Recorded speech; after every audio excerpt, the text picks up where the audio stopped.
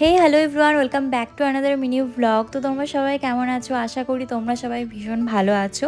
সেদিন আমাদের আস্সিঘাট পৌঁছতে পৌঁছতে প্রায় 6:30 মতো বেজে গিয়েছিল। গঙ্গা আরতি তো দেখা সম্ভব হয়নি, তাই ভাবলাম গঙ্গার ঘাটগুলোই আমরা ঘুরে নিই। তো ওখানে প্রতিটা ঘাটে প্রচুর প্রচুর বোট থাকে, কিন্তু তোমাকে প্রাইস চেক করে নিতে হবে, কারণ ওরা প্রথমে প্রচুর প্রাইস বলে 2500-2600, দেন একটু কম করে দেয়। তো আমরা 1200 টাকায় এই বোটটা ঠিক করেছিলাম। আর বোটে ঘোরাতে ঘোরাতে প্রতিটা ঘাটের স্টোরিও অনেকে শেয়ার করে, অনেকে শেয়ার করে না।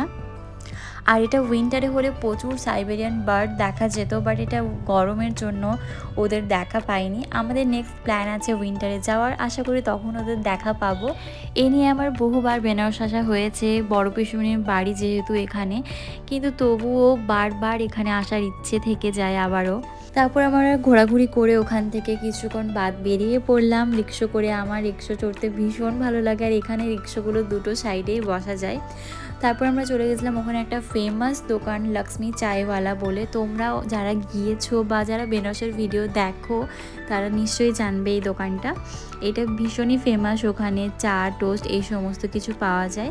আর আমি সেদিন নিয়েছিলাম ওখানে চা আর মালাই টোস্ট, আমার তো বেশ ভালো লেগেছে। আর আমার বরের মোটামুটি ঠিকঠাক লেগেছে ওর।